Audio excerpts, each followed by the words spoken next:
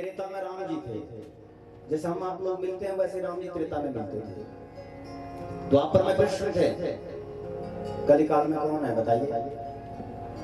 कभी भगवान से मिले हैं? हाँ जी बोलिए। नहीं मिले ना, तो हम द्वापर में हैं ना तो हम त्रेता में हैं, तो कलिकाल में हैं। कलिकाल में किसका आश्रय लेंगे, किसका सहारा लेंगे? द्वापर में तो दौड़ के राम जी के चरण पकड़ लेते, त्रेता में द्वापर में कृष्ण के चरण पकड़ लेते, लेकिन कलिकाल में किसको पकड़ेंगे?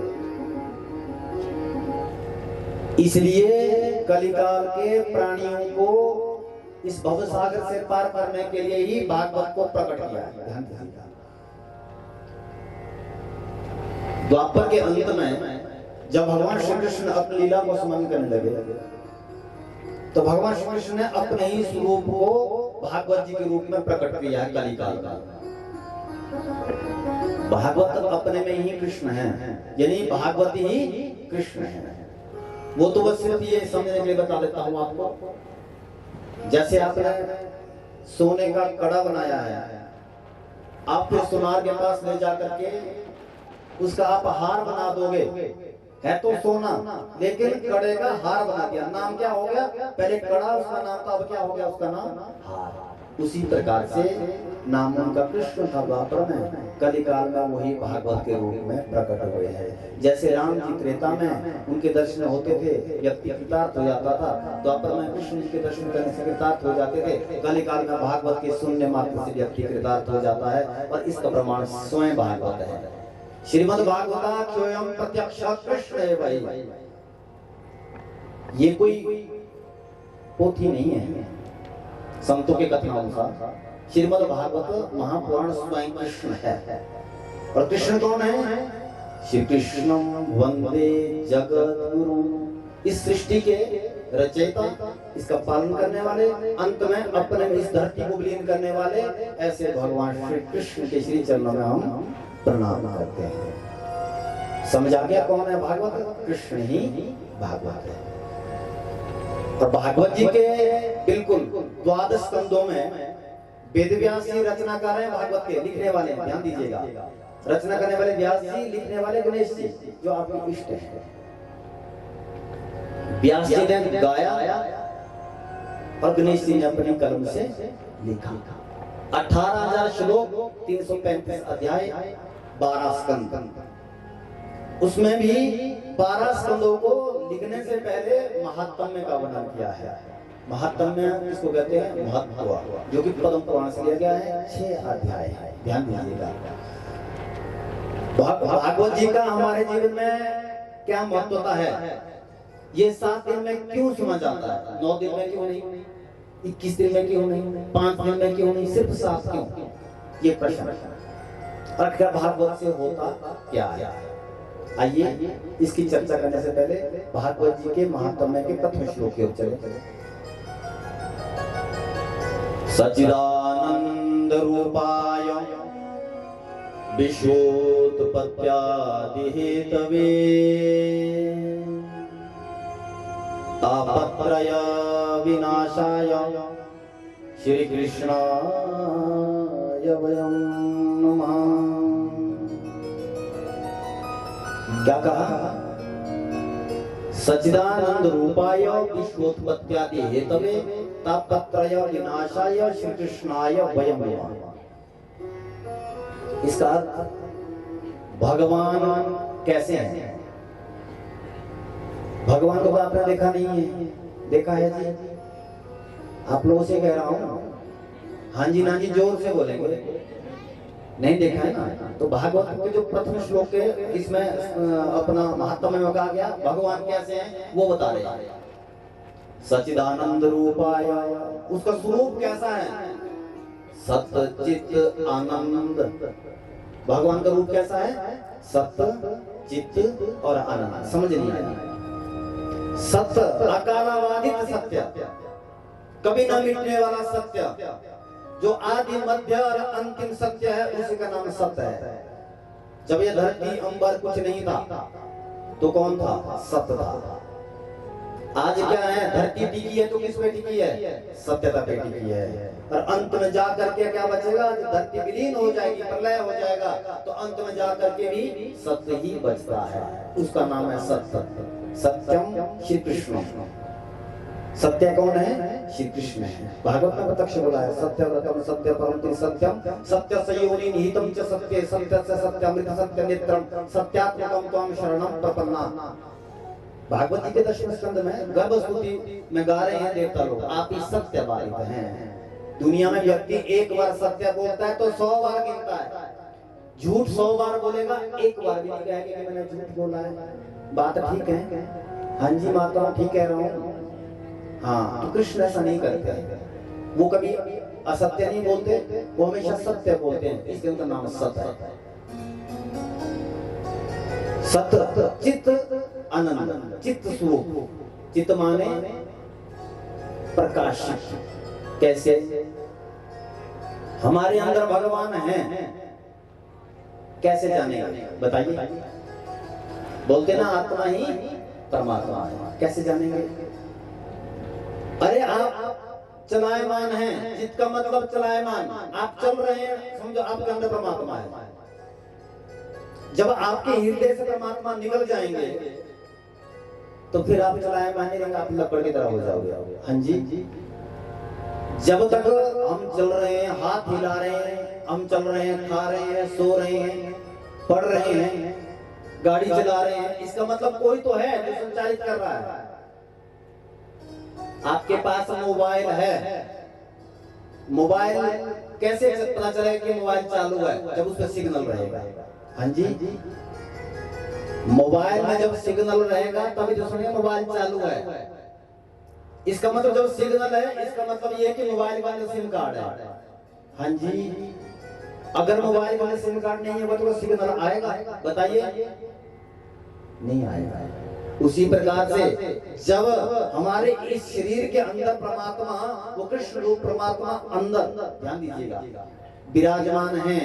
जब सिम कार्ड, आत्मा रूपी सिम कार्ड इस मोबाइल में लगा है, तभी तो हम चलाए पाए हैं। और जिस दिन सिम कार्ड निकाल दोगे सिग्नल गायब, आपकी लोकेशन का पता चलेगा कि आप हॉल में बैठ के गाना सुन रहे हैं, बेशक मोबाइल आपका जेब में है, क्योंकि आपकी लोकेशन का पता कंपनी के पास है। आप किस दायरे में हैं, किस जगह में हैं, लोकेशन किसको पता है, कंपनी वाले को। जब कंपनी वाले के पास इतनी बुद्धि हो सकती है कि आपकी लोकेशन क्या है, मोबाइल के द्वारा जब पकड़े जाएंगे तो परमात्मा की लोकेशन कितनी बड़ी होगी बताइए। हाँ जी, हम क्या कर रहे हैं, क्या नहीं कर रहे हैं, ये हमें बताने की आवश्यकता नहीं है। वो परमात्मा स्वयं जिस प्रकार से हमारी लोकेशन की एक क्षण क्षण की हमारी जो खबर है वो कंपनी वाले के पास रहती है, उसी प्रकार से एक एक क्षण की खबर परमात्मा के पास हमारी रहती है। उसका नाम है चित्त। उसको क्या बोलते हैं जी, जोर से बोलेंगे, हाँ, उसको बोलते हैं चित्त। तीसरा है आनंद, सच्चिदानंद आनंद। आनंद वही है जो एक बार आ गया फिर जाता नहीं। ध्यान दीजिएगा, लोग कहते हैं ना, क्या कहते हैं कि जब ज्यादा चिंता हो तो पी लेना चाहिए, बोलते हैं। बोलिए माताओं, आपको पता होगा, ध्यान दीजिएगा। जो हमारा सांसारिक, जहां हम आनंद ढूंढ गए हैं संसार में, चाहे परिवार में आनंद ढूंढने की कोशिश की, चाहे हमने अपने बच्चे में आनंद ढूंढने की कोशिश की, चाहे हमने नौकरी में आनंद ढूंढने की कोशिश की, वो उसी प्रकार से है जैसे व्यक्ति शराब के नशे में चूर हो जाता है। जब तक नशा है तब तक वो बेहोश है, जब नशा आ जाएगा, नशा उतर जाएगा, इज्जत भी जाएगी, सेहत भी जाएगी, पैसा भी जाएगा और उसकी बुद्धि भी जाएगा। जो संसारिक जो सुख है उसको हम आनंद समझने की हमारी भूल है। भोजन कर लिया, आनंद आ गया, वो आनंद नहीं, वो क्षणिक सुख है। ध्यान दीजिएगा, अगर भोजन में आनंद होता, अरे भोजन में आनंद तो तब तक है जब तक जीभ में स्वाद है। जीभ का स्वाद गया, पेट में गया तो मल मूत्र इत्यादि के द्वारा ही वो निकलता है, इसलिए वो आनंद नहीं है। ध्यान दीजिएगा, वो सुख है। आनंद और सुख में फर्क है। आनंद है, आनंद क्या है इसका पता या तो भोलेनाथ को है, आंखें बंद करके क्यों बैठते हैं? या गणेश जी को पता है कि आनंद क्या है? या जो कथा सुन लेता है, भगवान का मार्ग पकड़ लेता है, या तो फिर आनंद का पता उसको कि आनंद क्या चीज है। इसलिए भगवान क्या है? सच्चित आनंद सच्चिदानंद रूपाय, ये भगवान का रूप है। भगवान का रूप कैसा है? सत्य है, चित्त है, सबको चलाने वाले हैं और सबको आनंदित करने वाले हैं। ऐसे भगवान श्री कृष्ण है। ऐसे प्रथम श्लोक में बोला गया। अब करते क्या है? ठीक है भाई, हमने सुन लिया कि भगवान का स्वरूप ऐसा है, तो वो करते क्या है?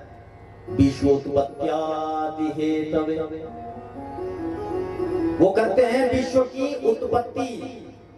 संसार को कौन बनाते हैं? वही परमात्मा बनाते हैं। रूप तो हो गया सच्चित आनंद, विश्व की उत्पत्ति, पालन और संहार के जो कारण हैं। और रूप तो हो गया सच्चित आनंद, कार्य क्या हो गया उनका? विश्व को बनाना, पालन पोषण करना, अंत में जाके संहार करना। हाँ? और इसके बाद कर्म क्या है उनका? हमें क्या देते हैं? तापत्रय विनाशाय। अब देने की बात आ गई। रूप का पता हो गया, क्या करते ये भी पता हो गया, हमें क्या देते हैं इसके बारे में जाने। तापत्रय विनाशाय, तापत्रय 3 प्रकार के तापों का विनाश करते हैं। वो 3 प्रकार के दुखों का विनाश करते हैं। कितने प्रकार के दुखों का जी? सभी बोलेंगे जोर से। संसार में चौथा दुख नहीं है। दुख कितने हैं? 3 दुख है, चौथा दुख नहीं है। कौन सा? आदि दैहिक, आदि भौतिक, आध्यात्मिक, तन मन धन, 3 ही दुख है। आपके पास धन है, बहुत धन है आपके पास, लेकिन डॉक्टर साहब बोलते हैं आपको भैया ज्यादा चटपटा मत खाना, मीठा भी मत खाना, शुगर बढ़ जाएगा। हाँ? धन तो है लेकिन शरीर नहीं है। शरीर तंदुरुस्त है लेकिन धन नहीं है। शरीर भी है, धन भी है, लेकिन मन में क्लेश है। क्या होता है कथा से? क्या होता है यज्ञ से? क्या होता है दान से? ये सब तर्क व्यक्ति के हृदय में, मन का विकार उस व्यक्ति के हृदय में प्रकट हो जाता है। इसलिए कोई तन दुखी, कोई मन दुखी, कोई धन भी न रहते उदास, थोड़े थोड़े सब दुखी, सुखी प्रभु के दास। खुश कौन है जी? जे ही विधि रखे राम, ते ही विधि रहिए, सीताराम सीताराम सीताराम कहिए। इसलिए भगवान का रूप क्या करते हैं इसके बारे में जान लिया। श्री कृष्णाय वयं नमः, ऐसे जो स्वरूपधारी परमात्मा है, ऐसे श्री कृष्ण के श्री चरणों में हम प्रणाम करते हैं। भागवत भगवान की। आप जयकारा जोर से लगाना और हाथ बिल्कुल आपके सीधे खड़े हो गए जब भी जयकारा लगे।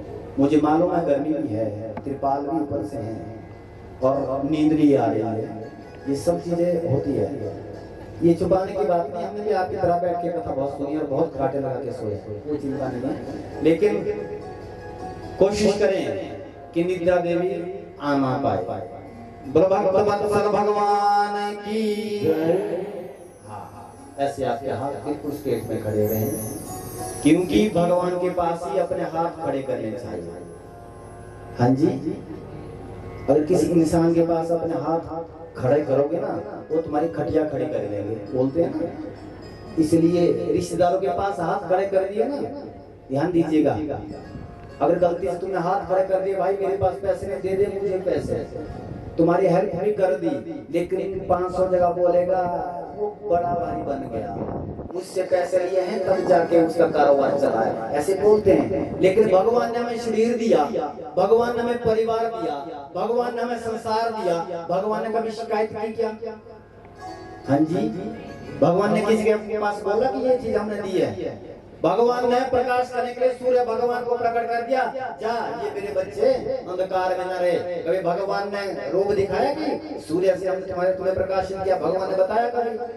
हाँ जी, नहीं, भागवत में बैठ करके, सत्संग में बैठ करके, कथा में बैठ करके गणेश जी भी देख रहे हैं, 33 कोटि देवता देख रहे हैं, साक्षात कृष्ण स्वरूप भागवत भी आपके सामने है, इतने ब्राह्मण बंधु भी आपके सामने हैं। हाथ खड़े करने हैं तो परमात्मा के पास हाथ खड़े कर दीजिए, प्रभु मेरा तेरे सिवा कोई नहीं है, सिर्फ तू है। अगर तुमने सच्चे दिल से भगवान के सामने हाथ खड़े कर दिए, भगवान तुम्हें इतनी समर्था देगा, जिंदगी में तुम्हें किसी के पास हाथ खड़े करने की आवश्यकता नहीं पड़ेगी। ये मेरा वादा है तुम लोगों से।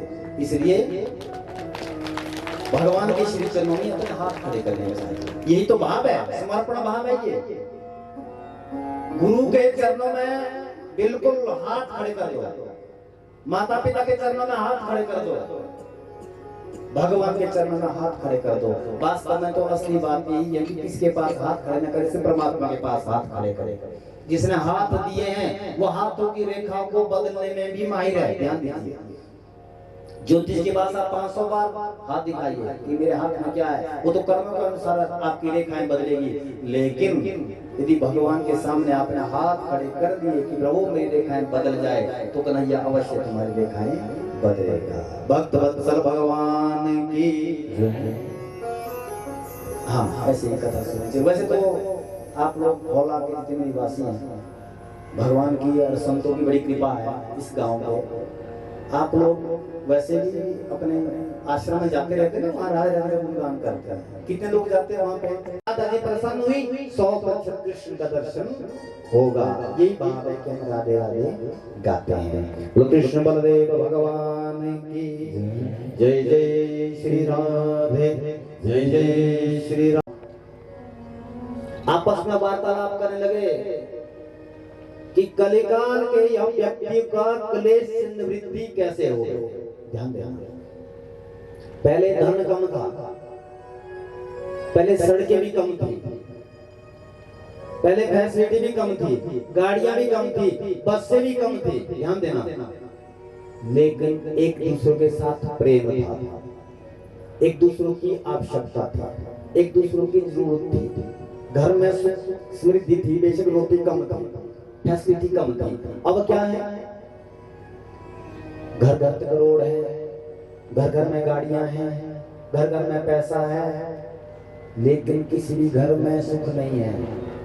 हाँ जी, जोर से बोलिएगा, बात सही है।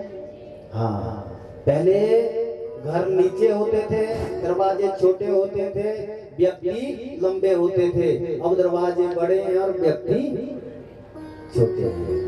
वही बात, पहले फैसिलिटी कम थी, लेकिन व्यक्ति फिर भी कहीं ना कहीं संतोष रखता था। वो भी समय था जब व्यक्ति यहाँ से मद्रास पैदल जाता था, उधर उधर से भी व्यक्ति मद्रास पैदल पहुंचता था। अब तो यहाँ से वहाँ रोड तक की दूरी लगती है। अब तो ड्राइविंग चाहिए, ड्राइविंग चाहिए। ध्यान दीजिएगा, ये मैं आपको उदाहरण इसलिए दे रहा हूँ, शौनकादि ऋषि कह रहे हैं कि इस धरती का, इस कलिकाल का प्राणी इतना आलसी हो चुका है, उसके पास सब कुछ है लेकिन उसके पास खुशी नहीं है। वो खुशी उसको कैसे प्राप्त हो? आपस में चिंतन कर रहे थे, आपस में मंथन कर रहे थे। तब तक क्या देखा? व्यास जी के शिष्य सूत जी का आगमन हुआ, आसन दिया, नैमिषारण्य तीर्थ की बात है, और प्रेम पूर्वक आसन में बिठा करके प्रणाम किया। और शौनकादि ऋषि कह रहे हैं, हे सूत जी महाराज, आप लाखों सूर्य के समान आपका ज्ञान का प्रकाश है। क्या कह रहे हैं? लाखों सूर्य के समान आपके पास ज्ञान का प्रकाश है। ध्यान देना, जैसे सूर्य हमें प्रकाशित करता है, वैसे ज्ञान हमें प्रकाशित करता है, अंधेरे से बाहर करता है। प्रभु आप हमें ऐसा प्रकाशित करें, ऐसा प्रकाशित करें। क्यों? अज्ञान ध्वांत विध्वंस कोटि सूर्य समप्रभा। आपका जो लाखों कोटि करोड़ों सूर्य के समान जो आपका ज्ञान का प्रकाश है, एक चिंगारी मेरे हृदय तक आप रख दीजिए, डाल दीजिए, ताकि अंदर का हृदय का प्रकाश से मैं प्रकाशित हो सकूं। ध्यान देना, सूताख्यायी कथा सारम मम कर्ण रसायनम। क्या कहा सूची महाराज? कलिकाल के प्राणी का कैसे उद्धार हो सके, ये हमारा आपसे प्रश्न है। अभी इसका आप हमें ये उत्तर दे। सूताख्यायी कथा सारम, कथा नहीं बोला, ध्यान देना, ये नहीं बोला कथा सुनाओ, ये नहीं कहा। क्या कहा? कथा सारम मम कर्ण रसायनम। क्या कहा? कथा नहीं सुनानी हमें, क्या सुनाए? कथा का सार। क्या सुनाए? सार। क्यों? जानते हैं कलिकाल का व्यक्ति 3 घंटे में भी ढंग से नहीं बैठ पाएगा। गलती से कथा सुना दी, कथा तो 24 घंटे तक चलेगी, और 3 घंटे में जहां नींद आ जाएगी, उबासी आ जाएगी, घुटनों में दर्द होना प्रारंभ हो जाएगा, रीढ़ की हड्डी में दर्द हो जाएगा, भूख प्यास लग जाएगी, कथा सुनाने लग जाएंगे तो वो तो सब सो जाएंगे। बात ठीक है? जोर से बोलेंगे। अभी हमें बैठ करके 15-20 मिनट नहीं होते हैं, तब तक हमारी उछल कूद प्रारंभ हो जाती है। ये पहले जानते थे, कौन? ऋषि जानते थे इस बात को कि अगर कहीं कथा के लिए कह दिया तो हो गई इनका काम। इसलिए कथा सारम मम कर्ण रसायन, हमें कथा का सार सुनाइए प्रभु, ताकि चटमंगनी पट ब्याह हो जाए। हमारे बोलते हैं ना से चटमंगनी, यानी कि सिर्फ जो सार हमें तक पहुंच जाए, जो हमारे जीवन में उसकी क्या महत्व होता है, बस यही सुनाए, इससे ज्यादा हमें ना सुनाए। कह रहे ठीक है, सावधानतया श्रृणु, कह रहे हैं सावधान पूर्वक सुने।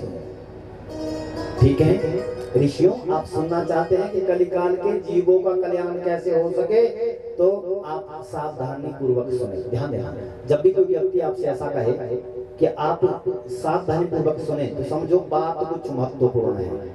एक होती ना साधारण बात बोल दिया, लेकिन महत्वपूर्ण बात कुछ कहलाने वाले हैं। अब प्रश्न कर दिया किसने? सूत जी से प्रश्न किया ऋषियों ने, गुरुदेव ये भी साथ में बताना, ऐसी कौन सी कथा हम सुने, जीव कौन सी ऐसी कथा सुने जिसकी कथा सुनने मात्र से व्यक्ति का कल्याण हो जाए। वह व्यक्ति जन्म बंधन से मुक्त होकर के, भव सागर से पार होकर के परमात्मा तक पहुंचे, ऐसा हम कौन सी कथा सुने? सूत जी कह रहे हैं इसके लिए तो सबसे बढ़िया सुनने के लिए कोई कथा है तो श्रीमद् भागवत महापुराण की ही कथा है, साप्ताहिक कथा है। अब प्रश्न कर दिया कि महाराज कथा सबसे पहले किसने सुनी, कहां पर सुनी और क्यों सुनी, हम कथा क्यों सुने? तो सूत जी कह रहे हैं, एकदा हि विशालायां चत्वार ऋषयो मला सत्संगार्थं समायाता तदृशुस्तत्र नारदम। कथा में बोर तो नहीं हो रहे हैं? हाँ जी, समझ आ रही है? नहीं आ रही? आ रही है। सबसे पहले आपने सुना कि भगवान का रूप कैसा है, सच्चित आनंद। वो करते क्या हैं? विश्व की उत्पत्ति, पालना और संहार। अंत में जाके क्या करते हैं? 3 प्रकार के दुखों को मिटाते हैं। ये था भगवान का स्वरूप। इसके बाद नैमिषारण्य तीर्थ में शौनकादि ऋषियों ने प्रश्न किया सूत जी से कि पापियों का पाप कैसे समाप्त हो जाए और व्यक्ति भगवान को प्राप्त कैसे करे, प्रश्न ये था। तो सूत जी उत्तर दे रहे हैं कि उसके लिए भागवत हमें सुनना चाहिए। पर अब प्रश्न कर दिया, भाई भागवत को सुने पर क्यों सुने ये बताओ, और ये बताओ कि भागवत सबसे पहले सुना किसने, उसका उत्तर दे रहे हैं। सूत जी कह रहे हैं एक बार की बात है, नैमिषारण्य तीर्थ में बैठ करके सुना रहे हैं। सूत जी महाराज कह रहे हैं एक बार की बात है, बद्रिशाला क्षेत्र उत्तराखंड में एक बार नारद जी का आगमन हुआ, जहां सनक सनंदन सनातन और सनत कुमार ब्रह्मा जी की सृष्टि के प्रथम संत विचरण कर रहे थे। नारद जी का आगमन हुआ। नारद जी बिल्कुल मंद मंद गति से क्लेश से आक्रांत होकर के उनका आगमन हो रहा था। ऋषियों ने देखा नारद जी, और नारद जी का मुख इतना दुखी, ये कैसे हो सकता है?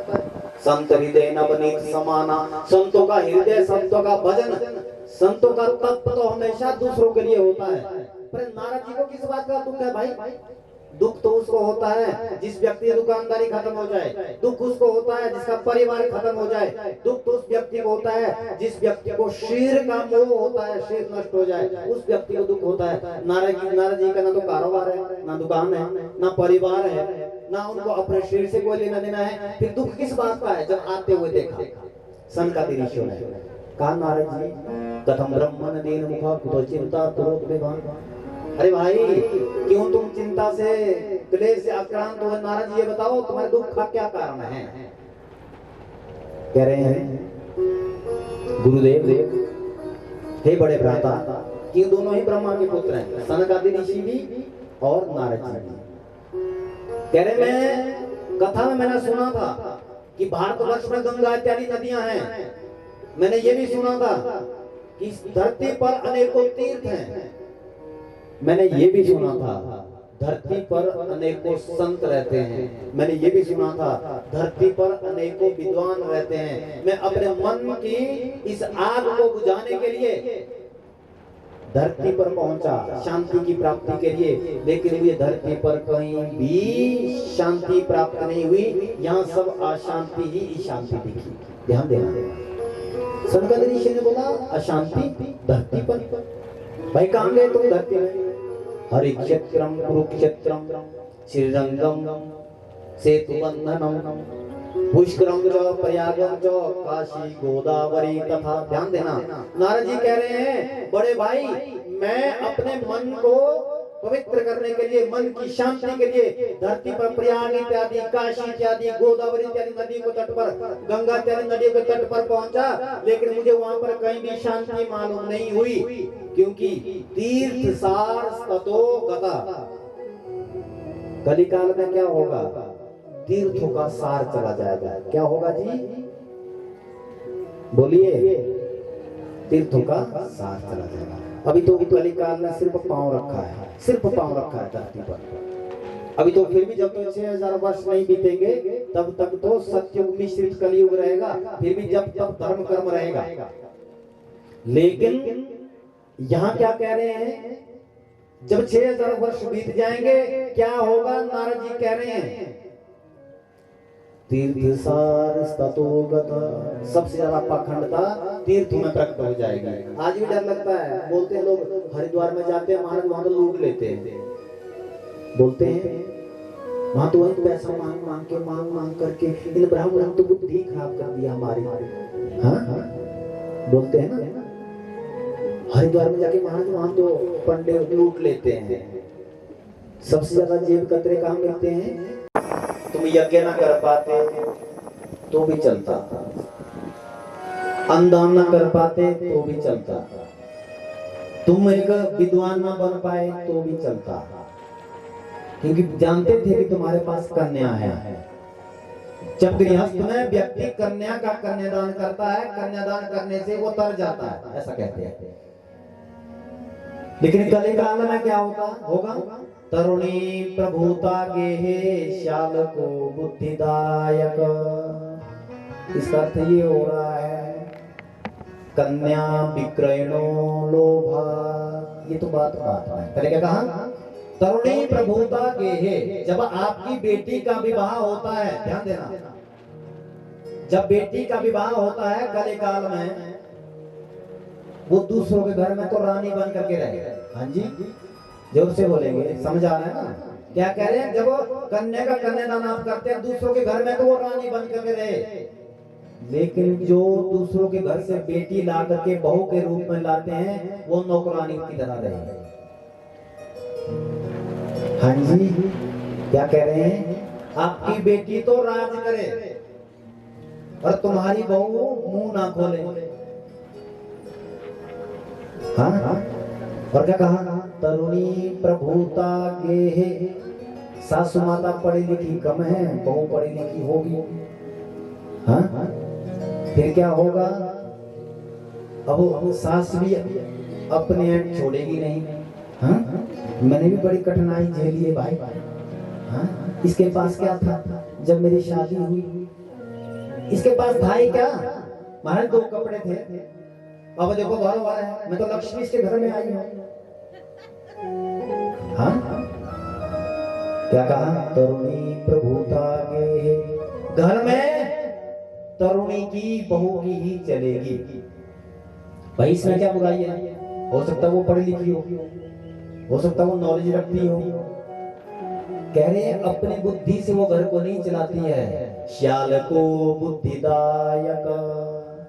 साले साहब की, अपने भाई की, हाँ, अपनी मम्मी की, वहां से राय लेती है, फिर जाके तरुणी प्रभुता के श्याल को बुद्धिदायक, साले साहब बुद्धि को देने वाले हैं। घर में चाहे बुजुर्ग बैठे हैं, ध्यान देना, घर में चाहे बुजुर्ग बैठे हैं फिर भी बुजुर्गों की नहीं सुनेंगे, श्याल को बुद्धिदायक, साले साहब भाई मम्मी पापा जो कहेंगे वही होगा। हाँ जी, बात ठीक है। यहाँ गलती दोनों तरफ की है, गलती उस बेटी की भी नहीं है, गलती सास ससुर की भी है। कैसे? अगर आपकी बेटी दूसरे के घर में राज करे तो तुम्हारी बहू तुम्हारे घर में राज क्यों ना करे? बताओ। जब तुम ये चाहते हैं कि हमारी बेटी राज करे तो बहू को भी बेटी समझो ना। हाँ, जब तुम बहू को बहू समझोगे तो फिर घर में कभी शांति नहीं होगी। अगर सास और बहू की घर में बन जाए तो वो घर ही स्वर्ग है, गृहस्थ में। हाँ, जहाँ सास बहू की घर में नहीं बनेगी वहां चाहे लाख बार तुम कोशिश कर लो सुलझाने की, कभी भी बात सुलझेगी नहीं। बेटी को चाहिए जहाँ शादी होवे वही उनके लिए माता पिता है, सास ससुर ही माता पिता हैं। और सास ससुर को चाहिए एक बेटी का हमने कन्यादान किया, दूसरी बेटी मेरे घर में आई है, ये ले बेटी तेरा ही तो है, तेरे लिए ही तो है, बाकी मुझे कौन भोजन कराएगा बुढ़ापे में, तुम्हारा ही तो है बेटी है। ऐसा कह के देखो, हाँ, ऐसा करके देखो ना। तिजोरी की चाबी यदि तुम छुपा के कहीं बांध के रखोगे अपने ही धातु के एक बगल में, अभी तो मैं थोड़ी दूंगी, अभी तो मैं जवान हूं, अभी थोड़ी दूंगी चाबी तो मैं तब दूंगी, मैं देखूंगी इसका हाल। ध्यान देना, अगर तुम्हारी बेटी के साथ वहां पर ऐसा है तो तुम्हारे साथ क्या गुजरती है भाई? बात सही है या गलत है बताओ? हाँ जी, कलिकाल में तो आने वाली परिस्थिति ऐसी बनेगी कि यहाँ पर यानी कि बर वधू की कुंडली नहीं मिलाई जाएगी, सास और बहू की कुंडली मिलाई जाएगी, इनकी बनेगी आपस में नहीं बनेगी। ये बात सच्चाई है। इसलिए आपके घर में बेटी है, बहू है, वो बहू के बदले आपके घर में बेटी है, उसको बेटी की तरह रखिए, उससे कुछ मत छुपाइए। ध्यान देना, वो सिर्फ अरे प्रेम से तो व्यक्ति, प्रेम से तो शेरों को पिंजरे में डाल देती है दुनिया। जानवर होता है हिंसक जानवर, प्रेम उससे करो, दुलार उससे करो तो वो भी नॉर्मल हो जाता है, भूल जाता है वो अपनी दुष्टता को। अरे वो तो इंसान है, एक बेटी है तुम्हारे घर में, वो उसको बेटी की तरह रखिए, वो कभी भी तुम्हें तिरस्कृत नहीं करेगी। लेकिन कलिकाल में ऐसा होना संभव नहीं है, क्योंकि जब तक बेटी को ट्यूशन वहां से चलती है ना, कहां से? हाँ, ज्यादा नहीं बोलूंगा भाई, अभी 6 साल में और भी तुम्हें कथा सुनानी है। हाँ? तरुणी प्रभुता के श्याल को बुद्धिदायक। मैं नहीं कह रहा हूँ भाई इस बात को, नारद जी कह रहे हैं, मुझे मत बोल देना। ध्यान देना कि तुम कह के आचार्य जी ने बोला, हम नहीं कह रहे हैं, हम तभी श्लोक 5 बार 6 बार गा दिया हमने श्लोक। और क्या कहा? कन्या विक्रयणो लोभात दंपति नाम चकलकनम। कन्या का कन्यादान नहीं होता है, कन्या का क्रय विक्रय होता है। नारद जी कह रहे हैं क्या होता है कन्या का? जैसे ये टोपी पसंद नहीं आई, दुकानदार बोला भैया और दिखा दे, दूसरी टोपी एक बढ़िया रंग बिरंगी और दिखा देगा, ऐसे करके अनेकों टोपियां दिखा देगा। या आप कपड़े का सूट ले तो अनेकों सूट वो दिखा देगा। उसी प्रकार से खरीद फरोख्त करते भाई 1500 का है, नहीं भाई 1300 का दे दे। तो ऐसा ही भाव कन्या के कन्यादान में कलिकाल में हो रहा है। कन्या विक्रयणो लोभात, कन्या का कन्यादान लोभ के वशीभूत होकर के हो रहा है। कैसे हो रहा है जी? लोभ के द्वारा कन्या का कन्यादान हो रहा है। कैसा लोभ? लोभ ये नहीं कि मुझे कुछ संपत्ति चाहिए, लोभ ये भी नहीं कि हमें कुछ दान में दहेज में चाहिए। लोभ सिर्फ इतना है, उस व्यक्ति के पास प्रॉपर्टी होनी चाहिए। हाँ जी, ये नहीं देखेंगे उसका खानदान कैसा है, ये नहीं देखेंगे उसका कुल कैसा है, ये भी नहीं देखेंगे वो धर्म परायण है या नहीं है। पहले ऐसा देखा जाता था कि व्यक्ति कितना सत्कर्मी है, इसके माता पिता के संस्कार कैसे हैं, इसका उठना बैठना किन लोगों के साथ है, इनकी संगत कैसी है, ऐसा बेटा पहले देखा जाता था। लेकिन अब क्या देखा जाता है? जिसके पास प्रॉपर्टी है वही देखते हैं। कलिकाल में लोभात दंपति नाम चकलकनम, व्यक्ति अपने दुख से दुखी नहीं रहेगा, पड़ोसी की खुशी से ही दुखी रहेगा। हाँ जी, किससे दुखी रहेगा? पड़ोसी के खुशी से ही व्यक्ति कल काल में दुखी रहेगा। अपने दुख से दुखी रहेगा तो कोई बात नहीं, लेकिन पड़ोसी के खुशी उसके सहन नहीं होगी। नारद जी कह रहे हैं, मैंने गृहस्थ देखा, तीर्थ देखे, साधु संत देखे, कहीं मुझे शांति प्राप्त नहीं हुई। अंत में जाके मुझे स्मरण आया कि मुझे वृंदावन जाना चाहिए। एक बार वृंदावन लेके जाता हूँ कि वृंदावन में शांति है या अशांति है। अब महाराज नारद जी सीधा धाम वृंदावन गए।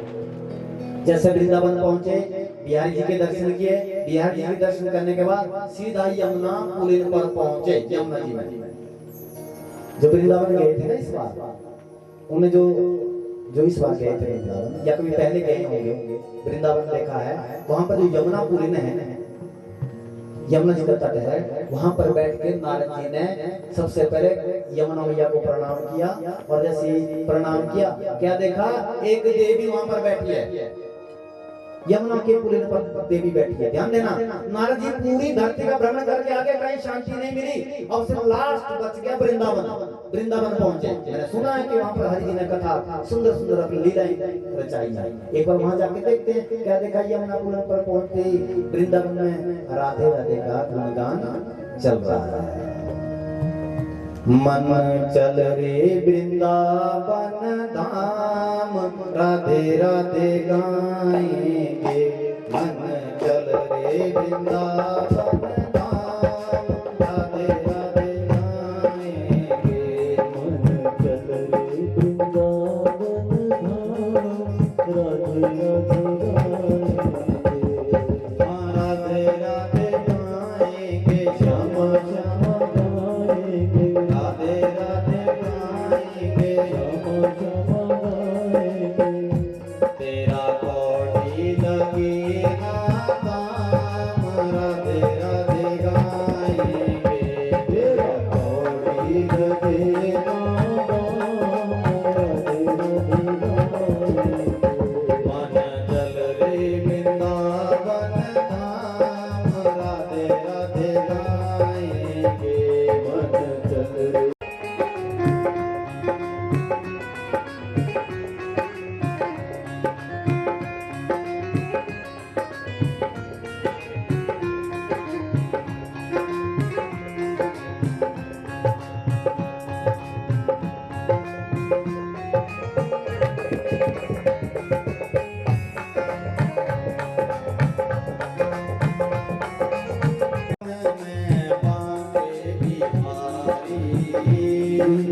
सभी गाएंगे।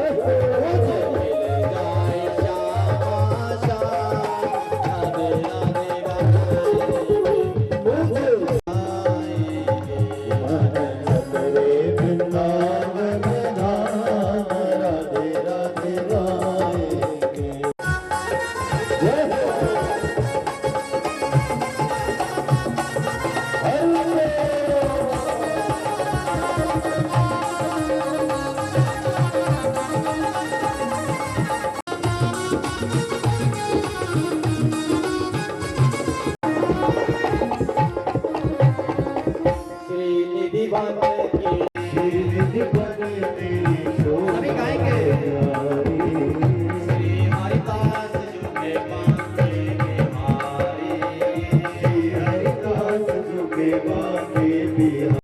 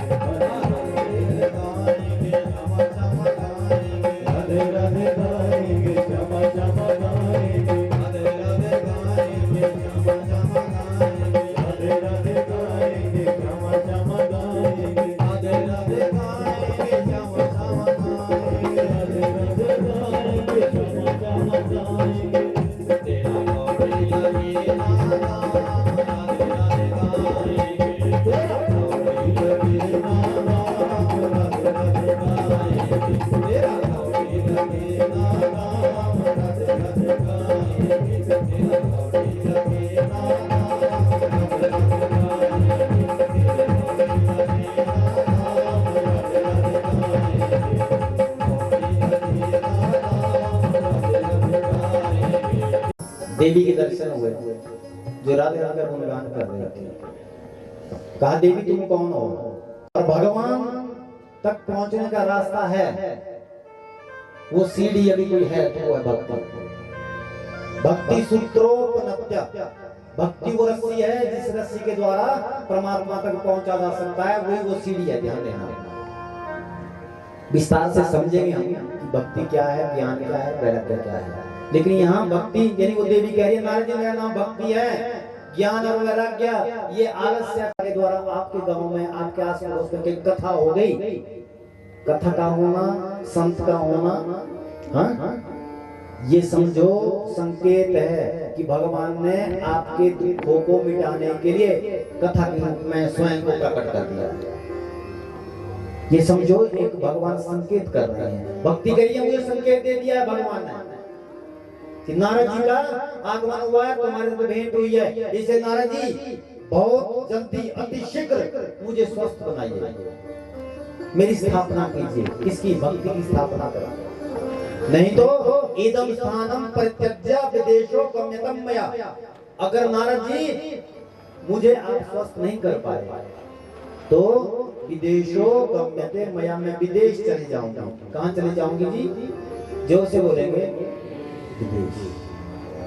क्यों भाई, बाहर तो हमें को क्यों छोड़ेंगे? नारद जी कह रहे हैं जैसे जैसे पाप का बाहुबल्य बढ़ेगा भारतवर्ष में, भक्ति भी विदेश की ओर जाएगा और जा ही रही है। जो वृंदावन गए थे उनसे पूछूंगा, आप लोगों ने अंग्रेजों को वहां देखा? गलती से अंग्रेज मिले आपको? जो भक्ति आपने नहीं देखा। बीच में वहां पर अंग्रेज विक्टोरिया निकलती है, वो नंगे पांव से विदेश से आकर के वृंदावन के बिहारी जी के दर्शन तैयारी करते हैं। जो हमारे भारतवासी हैं वो जूता चप्पल पहन के वृंदावन में जाते हैं। इसलिए भक्ति महारानी कह रही है अगर ऐसा ही पापाचार रहा भारतवर्ष में, भारत भूमि में, तो नारद जी विदेशों गम्यते मया। और कहीं ना कहीं भक्ति के अभाव से आज की नौजवान युवा पीढ़ी भी विदेश की ओर जाना चाहती है। हाँ जी, पढ़ लिख गया, ज्यादा पढ़ गया तो वो फिर भारत में नहीं रहता, वो कहाँ जाता है जी? विदेश में जाता है और मरने के लिए भारत आता है। कहाँ था मरने के लिए? भारत। जब कोविड आया ना, कोरोना आया, तो भगदड़ मच गई, विदेशों से भारत की ओर, विदेशों से भारत की ओर। मर गए थे ये रहने को भाई। विदेश में क्या रखा है? विदेश में ना कथा है, ना गंगा है, ना गया है, ना तीर्थ है, ना साधु है, ना संत है, ना माता पिता है, ना गुरु आपके विदेश में रहते हैं। भैया भारतवर्ष में सब कुछ है, ध्यान देना। अब कई लोगों ने यूं कान पकड़े, हम विदेश कभी नहीं जाएंगे जिंदगी में, हाँ? और तुम्हारे चक्र में हमें मास्क पहनना पड़ा। हम तो विदेश गए ही नहीं, जो विदेश से कोई यहाँ पर आ करके उन्होंने कोरोना फैलाया हमारे भारतवर्ष में। मैं ये कह रहा था, व्यक्ति जब पढ़ लिख जाता है, आज भी इस भारत भूमि में बड़ा डॉक्टर बन गया तो विदेश की ओर सोचेगा, ध्यान देना। विदेश में कुछ नहीं है, भारत में ही भक्ति प्राप्त होगी। भारत में रहिए, यहाँ पर किसी चीज की कमी नहीं है। इधर नारद जी भी यही कह रहे हैं भक्ति को, जो कह रही है भक्ति महारानी नारद जी, विदेशों गम्य तब में हमें विदेश चले जाएंगी अगर भारत में मेरी रक्षा नहीं हुई। नारद जी ने कहा तुम चिंता मत करो देवी, मैं तुम्हारे स्वास्थ्य के लिए कुछ ना कुछ जरूर करूंगा। भक्ति कह रही है नारद जी, मैं भी इन्हीं की तरह आलस्य को प्राप्त हो चुकी थी। जैसे मेरे बेटे सोए हैं ना बगल में, उनको नींद ही नहीं जाग रही, नींद से नहीं जाग रहे हैं। ध्यान देना, कल काल में सबसे बड़ी समस्या यही होगी। क्या होगी जी? जल्दी उठना नहीं चाहेगा, ब्रह्म मुहूर्त में जागना नहीं चाहेगा, क्योंकि आलस्य इतना बढ़ जाएगा कल काल में। क्योंकि आलस्य बढ़ेगा, ज्ञान धर्म भक्ति ये तो दूर दूर तक भी कहीं दिखाई नहीं देगा, तो खाने पीने का ही रखेगा वो ज्यादा सिस्टम। पहले एक रोटी मिलती थी, एक रोटी को भी कहते हैं बुजुर्ग आधा करके खाते थे बनाना बस एक शेर जो हमारी कटिंग इत्यादि है, ये 6-7 दिन तक ना करें, ना कुन करें, ना कटवाएं, सिर्फ भगवान का ही भजन करें। ऐसा कहा गया है। जो नियम पूर्वक कथा का श्रवण करता है, ऐसा नियम है। पत्रा बल्ल्या जो भोजन, कोशिश करनी चाहिए कि पत्तों में भोजन करें। अगर हम पत्तों में भोजन 1000 दीपक जलाने से, आरती करने से वो पुण्य नहीं मिलता जो किसी के जूठे धोने से पुण्य मिल जाता है। हाँ? अगर आपने किसी अपना जूठा किससे दलवा दिया तो समझो सारा पुण्य तुम्हारा वो ले गया। यज्ञ मंदिर की तरह होता है, मंदिर में कभी भी गंदगी इत्यादि नहीं फैलानी चाहिए। केला खा के छिलका वहीं फेंक दिया, समझो अपने मंदिर में गंदगी, आरती हो जाएगी। मैं तो जपूं सदा तेरा नाम, दयालु दया करो। मैं तो जपूं सदा तेरा नाम, दयालु दया करो। मैं तो जपूं सदा तेरा नाम, दयालु दया करो। मैं तो जपूं सदा तेरा नाम, दयालु दया करो।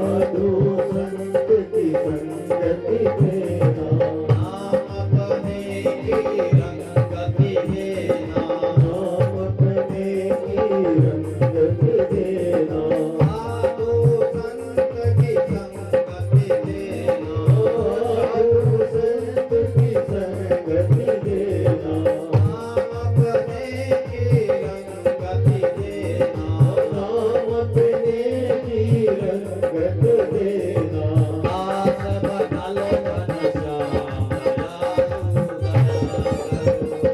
दास बना लो घनश्याम, दयालु दया करो,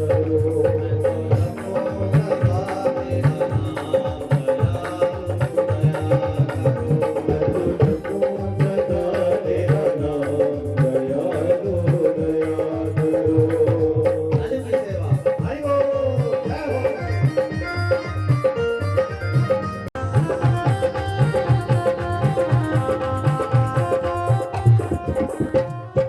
मेरे मन की ज्योति जगा दो, मेरे मन की ज्योति कृपा करो,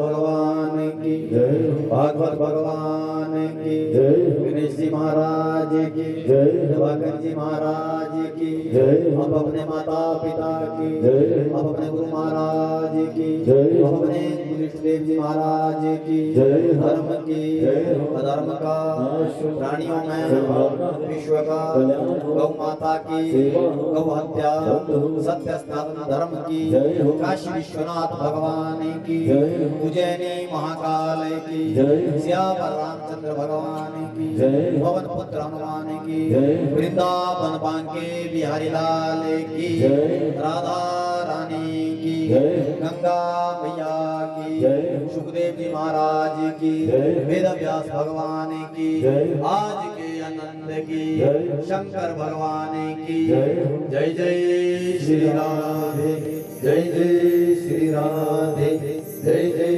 श्री राधे